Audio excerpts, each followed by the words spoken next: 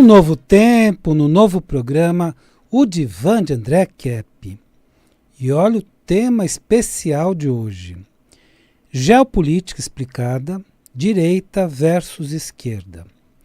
Eu sugiro hoje que você assista esse programa até o fim, porque eu falarei de informações e sugestões geopolíticas muito importantes. Então o tema é Geopolítica explicada, direita versus esquerda. Olha, temos informações geopolíticas surpreendentes hoje. Fazer uma rápida apresentação minha. Eu sou doutor em Psicologia Social pela USP, mestre em Psicossomática pela PUC, psicanalista e psicólogo. Pois é. Esse é um programa especial para entendermos todos os bastidores da direita e da esquerda. O que está realmente acontecendo no mundo, no meio dessa situação, vamos dizer assim, muito intensa? O que realmente está acontecendo? Quais são as forças e os grupos que movimentam a direita e a esquerda no Brasil e no mundo? Em síntese, podemos dizer que temos, na atualidade, dois polos de poder. Lembra que eu dizia que existe uma multipolaridade? Já mudou. Temos dois polos de poder. Um polo é os Estados Unidos, que comanda a direita, e o outro polo é a China, que comanda a esquerda. O mundo atual não é mais multipolar, olha que importante, como era há pouco tempo atrás, mas se tornou novamente bipolar, dois polos. Por isso que a política do mundo na atualidade está polarizada. Então esse é o comentário que a gente ouve sempre. Há uma polarização política no mundo e no Brasil também. Em direita, com a liderança dos Estados Unidos, e esquerda com a liderança da China. Isso explica também porque existe no Brasil esta polaridade entre direita e esquerda, lembrando que é uma polaridade existente no mundo inteiro. Então não é só aqui, é no mundo inteiro. E aí nós vamos entender essa polaridade e vamos ver uma sugestão muito importante no final do programa. É como se o mundo inteiro estivesse em um jogo de xadrez, com as peças brancas, por exemplo, jogando pelos Estados Unidos e as peças pretas jogando pela China, por exemplo, né? Então, aquela antiga polaridade capitalismo versus comunismo voltou. Aquela polaridade da época da Guerra Fria, Estados Unidos versus União Soviética, voltou. Sim, é isso mesmo. Só que as lideranças mudaram. Então vamos ver o que está acontecendo na atualidade. Enquanto no polo da direita, a liderança permanece com os Estados Unidos, no polo da esquerda, a liderança saiu da União Soviética e foi para a China. Com a dissolução da União Soviética em 1991, formou-se novos países, né? A Rússia, por exemplo, que não se caracteriza mais por ser um país de esquerda, ou pronunciadamente de esquerda. Então, com essa dissolução, o mundo migrou para uma unipolaridade com os Estados Unidos. Depois, por um breve período, para uma multipolaridade. Mas agora voltou a bipolaridade. Dois polos que são Estados Unidos e China. É por isso que a esquerda mudou da época da Guerra Fria para a época atual. Você reparou isso? Que as pautas de esquerda mudaram completamente? Quem é de esquerda na atualidade se denomina progressista. Percebendo ou não, que é pelo fato da China ser um país de grande progresso. Às vezes percebe, às vezes não percebe. Mas é denominado progressista por causa do progresso da China. Quem é de direita, na atualidade, é denominado conservador, percebendo ou não, que é pelo motivo de conservar o poder dos Estados Unidos. Então quer manter os Estados Unidos no poder. Estas linguagens são sutis e dos bastidores, e por isso não é de conhecimento generalizado. O motivo dessas denominações, progressistas e conservadores. Diante dessa polaridade internacional, qual seria a melhor solução para o Brasil? E olha aí, muito importante essa dica, que pode ser uma solução muito importante para o nosso país em meio à geopolítica internacional. E reflita sobre isso. Será algo um tanto quanto surpreendente, mas um tanto quanto importante buscarmos, enquanto país, este caminho. Nenhum dos dois lados, direita e esquerda, está lutando pela verdadeira autonomia do Brasil. Mesmo que atualmente se fale em discursos, lutamos pela autonomia do Brasil, é tudo blá blá blá. Mas cada lado está adotando as antigas políticas entreguistas. No passado, se falava muito que o Brasil era um país entreguista. E entregou o país para os Estados Unidos, por exemplo, no passado. Depois, com a Guerra Fria, houve muitos querendo entregar o país para a União Soviética, mas era sempre um entreguismo. Não era uma política de autonomia, e continua assim. Não é busca de autonomia, é entreguismo. Vamos entregar o país para os Estados Unidos ou para a China? Para que Estados Unidos domine o Brasil ou China domine o Brasil? É uma política entreguista. Novamente, não é de autonomia, por mais que se fale atualmente, manteremos a nossa autonomia, é blá blá blá.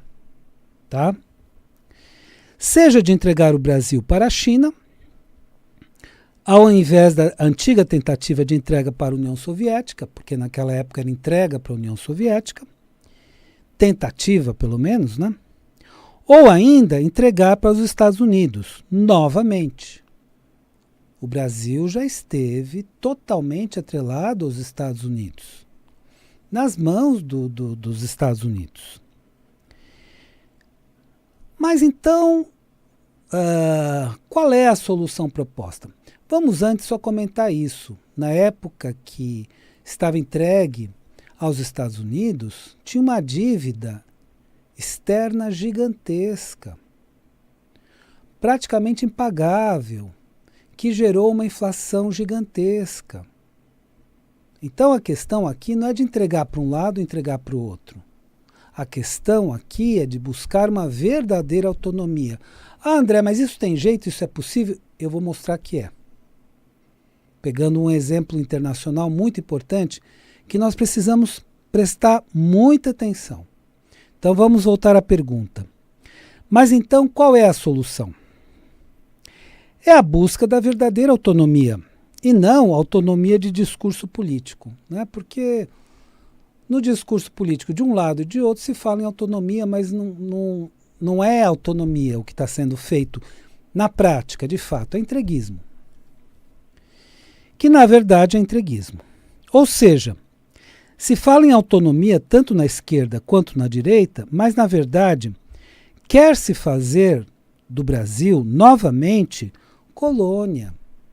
Nós temos um histórico de país colônia. Nós já fomos colônia de Portugal. Depois uma colônia, vamos dizer, mais econômica, né? Não tanto política, mas econômica, da Inglaterra. Depois, colônia dos Estados Unidos. E agora alguns que querem que seja colônia da China. Vamos deixar essa mentalidade de país colônia? Quando? Precisamos deixar essa mentalidade de sermos sempre país colônia.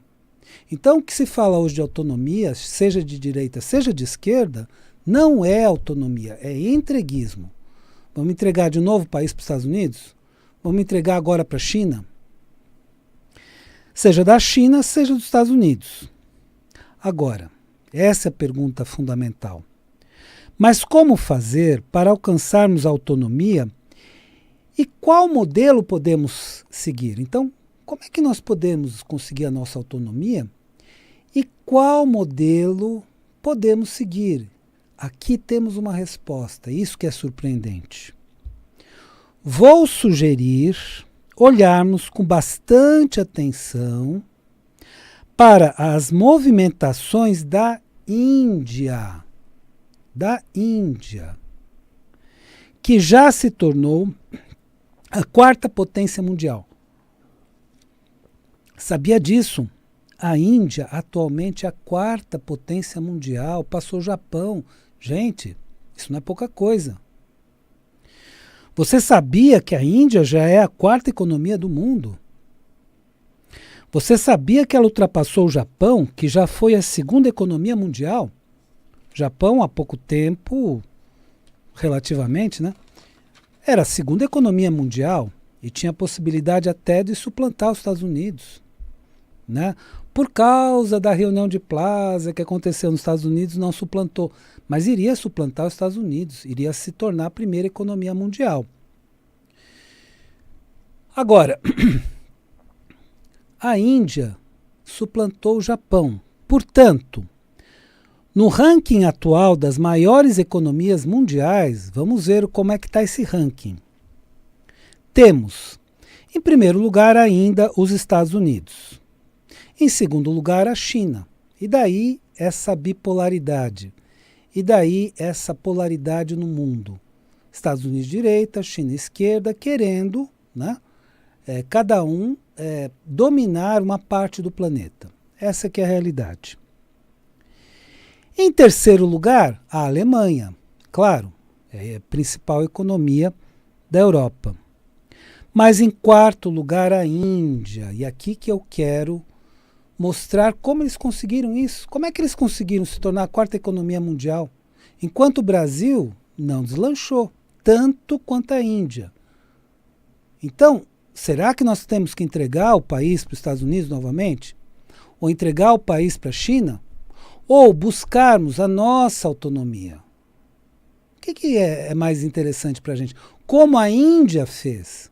Quarta economia mundial, pasmem. Mas como a Índia conseguiu esta proeza? Não foi entregando o país, seja para os Estados Unidos, seja para a China. Então, primeiro ponto, não é uma política de entreguismo. Para quem nós vamos entregar o país?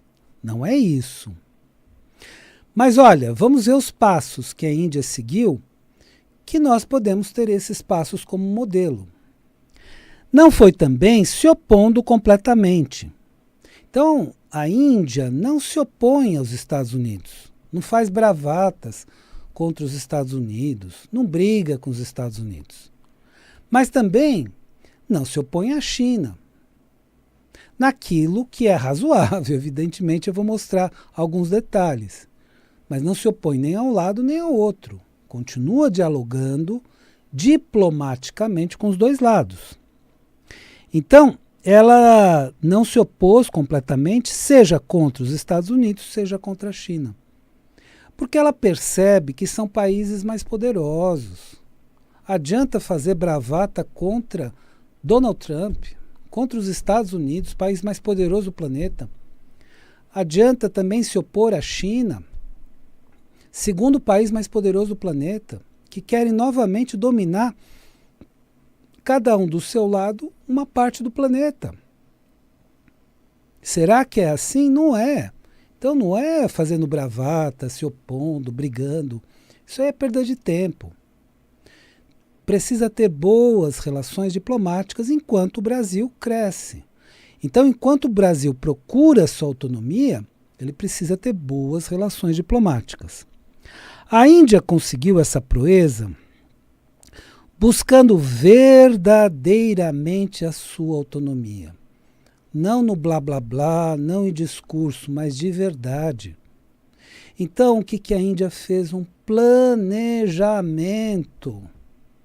Enquanto não tivermos um planejamento, nada de importante vai acontecer. Nós vamos permanecer como países colônia por anos e anos e anos.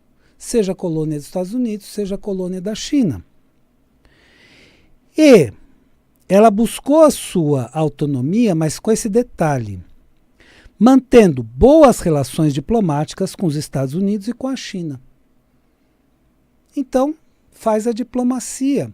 Enquanto tem um planejamento econômico de crescimento, vai fazendo a diplomacia com as duas maiores potências do mundo, com os dois praticamente donos do mundo, entende?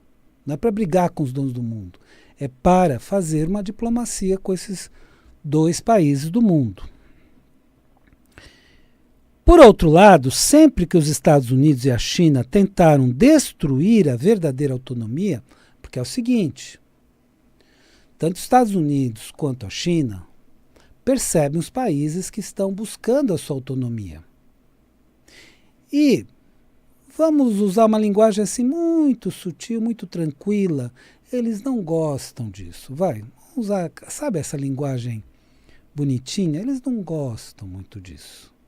Que os países busquem autonomia. Eles preferem que os países sejam dominados por eles. Então, sempre que os Estados Unidos e a China tentaram destruir a verdadeira autonomia da Índia, o país hindu não permitiu. Então isso também é muito importante. Ter boas relações diplomáticas, mas não ver a sua autonomia destruída, seja por acordos, entendeu? Entendeu como é que é o negócio? Nos bastidores, entregando para lá, entendeu? É esse o problema. Faz acordo nos bastidores e entrega o país. É isso que nós precisamos evitar para buscar uma verdadeira autonomia, deixarmos de ser um contínuo país colônia. E eu sugiro olharmos muito, muito, muito atentamente para o que está acontecendo na Índia, porque a Índia está conseguindo. Em meio a essa luta pela sua autonomia, estão as disputas territoriais com a China. Então, tem disputas territoriais com a China? Tem. Então, nessas disputas territoriais, a Índia permanece firme. Mas em outras questões tem boas relações diplomáticas. E o mesmo com os Estados Unidos.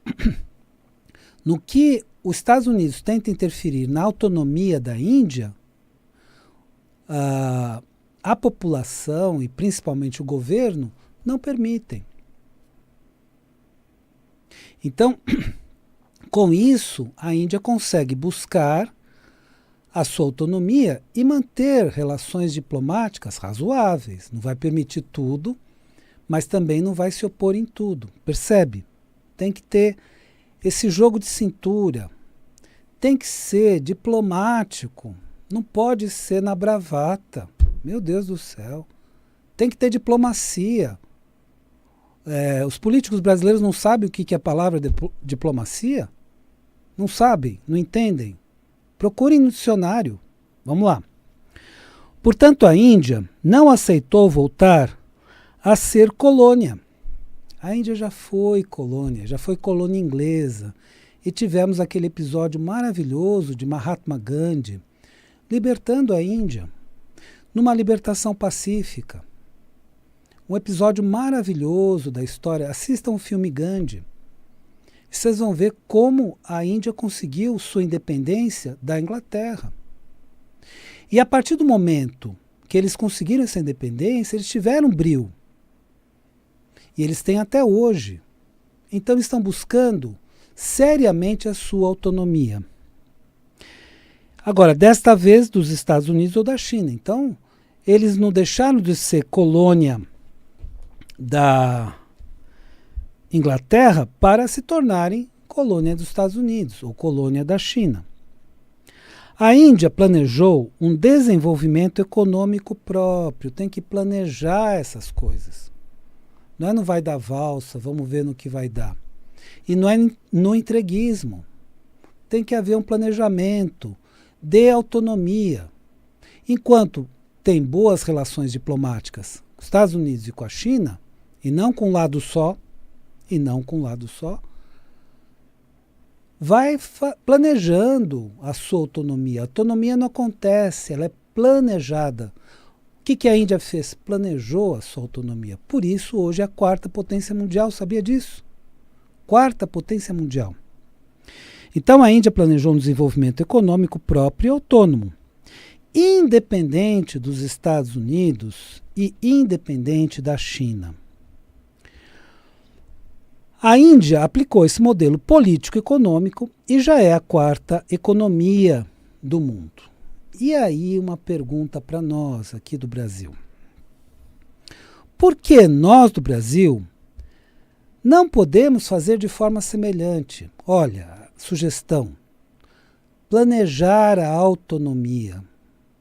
Esquece entreguismo, não vamos entregar o Brasil para a China. Nem vamos entregar de novo o Brasil para os Estados Unidos. Percebe? Eu não preciso nem dar exemplos do que está acontecendo no mundo. Muitos países estão fazendo entreguismo. Agora, a Índia não. Opa, vamos planejar a autonomia. Isso que nós precisamos. E não só no discurso, porque é um discurso que está em voga, mas não é verdadeiro. O que está tentando se fazer é entreguismo de novo, seja para um lado, seja para o outro. Porque raciocinamos sempre como país colônia. Por que sempre raciocinamos como país colônia? Até quando vamos ser país colônia? Agora vai ser colônia ou da China ou dos Estados Unidos de novo. De novo. O Brasil é um país gigantesco, com recursos variados, os maiores recursos do planeta. Nós temos a Amazônia. Escuta, presta atenção. Vamos deixar esse discurso de autonomia só do discurso político e fazer um planejamento? Mas que não é entreguismo, gente. Não é entregar para a China, não é entregar para os Estados Unidos. Então, por que raciocinamos sempre como país colônia e não planejamos a nossa verdadeira autonomia? Sempre país colônia. Podemos sim observar com maior atenção o modelo de autonomia indiano e não entregarmos o nosso país nem para a China e nem para os Estados Unidos. Mas precisamos fazer urgentemente um planejamento de autonomia político-econômico. Urgente, tem que ter esse planejamento. Autonomia não acontece, se faz. Quem sabe faz a hora, não espera acontecer. Tem que ser feita. E não entregando para a China e não entregando para os Estados Unidos. Para sairmos da nossa histórica situação de país colônia e sermos um país verdadeiramente autônomo. Então vamos esquecer blá blá blá político e vamos fazer um plano. Essa é a solução. A Índia conseguiu. O Brasil, que é um país muito maior, muito mais rico, muito mais cheio de recursos, por que não pode conseguir? Vamos parar com o entreguismo e vamos buscar a verdadeira autonomia do Brasil. Bom, espero que o programa de hoje tenha sido interessante para você e lembre-se, a vida é sabedoria. A cada momento entenda o seu significado. Eu desejo uma excelente semana para você e até a semana que vem.